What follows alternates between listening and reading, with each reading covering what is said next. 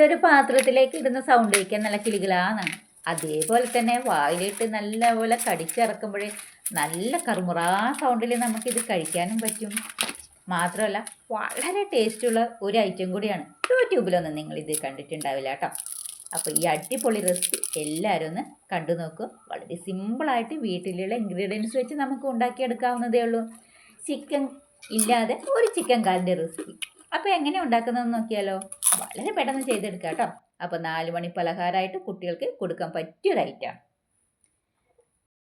നമ്മുടെ ഈ റെസിപ്പി ഉണ്ടാക്കാൻ വേണ്ടി ഞാൻ എടുത്തിരിക്കുന്നത് ചക്കയാണ്. നല്ലപോലെ മൂക്കരുത്, അതായത് പഴുക്കേണ്ട ആ പ്രായമാകരുത്, അതിന് കുറച്ച് താഴെയായിട്ടുള്ള ഒരു മീഡിയം ചക്കയാണ് എടുത്തിട്ടുള്ളത്. അത് ഇതുപോലെ അരിഞ്ഞെടുത്തിട്ടുണ്ട്. ഇനി നമുക്കിത് മാറ്റി വയ്ക്കാം. നമ്മൾക്ക് ഒരു പാത്രത്തിലേക്ക് 1 കപ്പ് കടലമാവ് ചേർത്ത് കൊടുക്കണം. അതിലേക്ക് 1/2 കപ്പ് അരിപ്പൊടി ചേർത്ത് കൊടുക്കാം.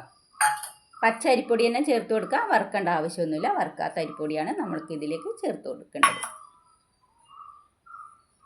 ഇതിലേക്ക് ഇഞ്ചി വെളുത്തുള്ളി പേസ്റ്റ് 1/2 ടീസ്പൂണ്. ഇതിലേക്ക് 1/2 ടീസ്പൂണ് മുളക് പൊടി, കാശ്മീരി മുളക് പൊടിയാണ്. 1 ടീസ്പൂണ് മല്ലിപ്പൊടി, 1 ടീസ്പൂണ് ഗരം മസാല, 1 ടീസ്പൂണ് കുരുമുളക് പൊടി. പിന്നെ ഇതിലേക്ക് 1/2 ടീസ്പൂണ് മഞ്ഞൾപ്പൊടി.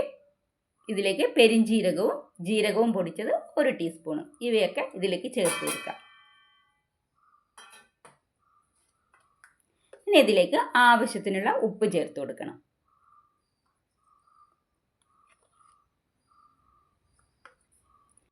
ഇതിലേക്ക് 1 ചെറുനാരങ്ങയുടെ നീര് ഒഴിച്ചു കൊടുക്കാം.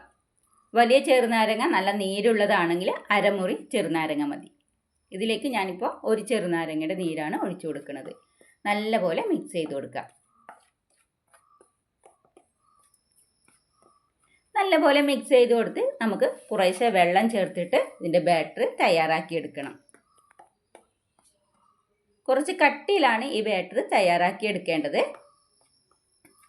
നമ്മൾ ബജ്ജി മാവിനൊക്കെ ഉണ്ടാക്കുന്ന ആ ബാറ്ററിനെക്കാട്ടിലും കുറച്ചുകൂടെ കട്ടി ഉണ്ടായിരിക്കണം. കുറേശ്ശെ വെള്ളം ചേർത്തിട്ട് ഇത് മിക്സ് ചെയ്തെടുക്കാം.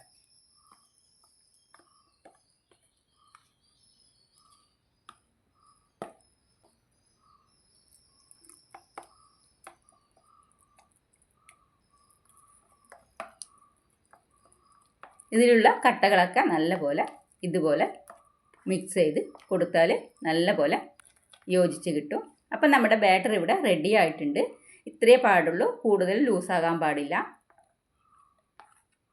അപ്പം നമ്മൾ എടുത്തു വെച്ച ചക്ക ഇതിലേക്ക് ചേർത്ത് കൊടുക്കാം.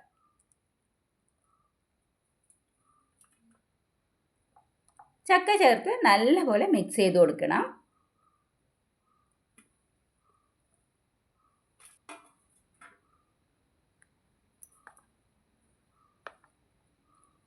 നല്ലപോലെ 1 മിനിറ്റ് 1-2 മിനിറ്റോളം നമുക്ക് ഇതിലേക്ക് നല്ലപോലെ മിക്സ് ചെയ്ത് യോജിപ്പിച്ച് കൊടുക്കാം.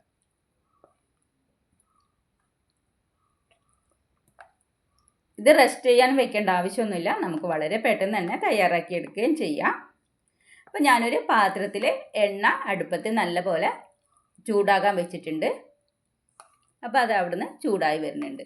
അപ്പോൾ ഞാൻ നല്ലപോലെ മിക്സ് ചെയ്ത് എടുത്തിട്ടുണ്ട്. അപ്പോൾ ഇനി നമ്മൾക്ക് ഉണ്ടാക്കിയെടുക്കാം. അപ്പോൾ ഇനി ഇതുപോലെ കയ്യിലെടുത്തിട്ട് ഈ നല്ലപോലെ തിളയ്ക്കുന്ന എണ്ണയിലേക്ക് ഇതിട്ട് കൊടുക്കാം. അപ്പോൾ 3-4 വെച്ചിട്ട് നമ്മൾക്കിതിലേക്ക് ഇട്ട് കൊടുത്തിട്ട് നമ്മൾക്കിത് ഫ്രൈ ചെയ്തെടുക്കാം. 1-2 മിനിറ്റ് ഹൈ ഫ്ലെയിമിൽ വയ്ക്കുക. അതിനുശേഷം മീഡിയം ഫ്ലെയിമിൽ വെച്ചിട്ട് നമ്മൾക്കിത് വറുത്ത് കോരിയെടുക്കാം. നല്ലപോലെ ഫ്രൈ ആയി കിട്ടണം.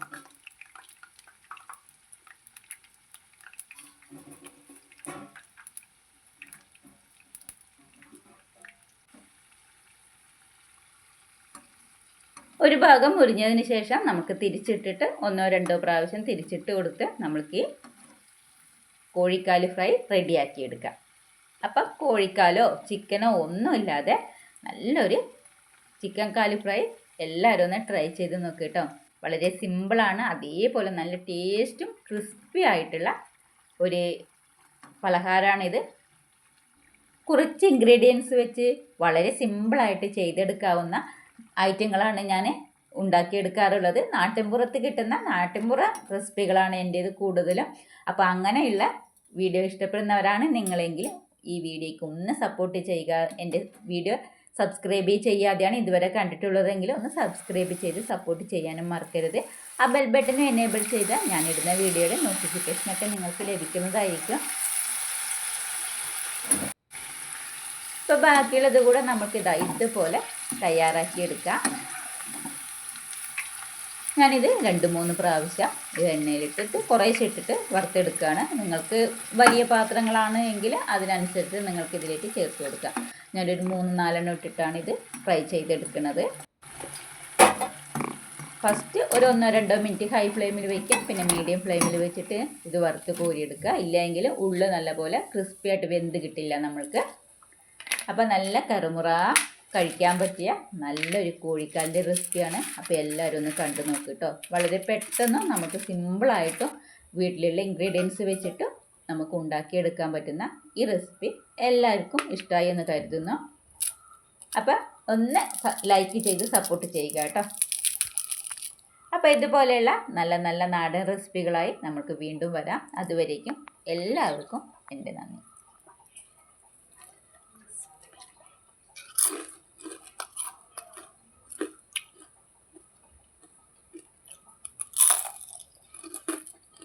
Minimum.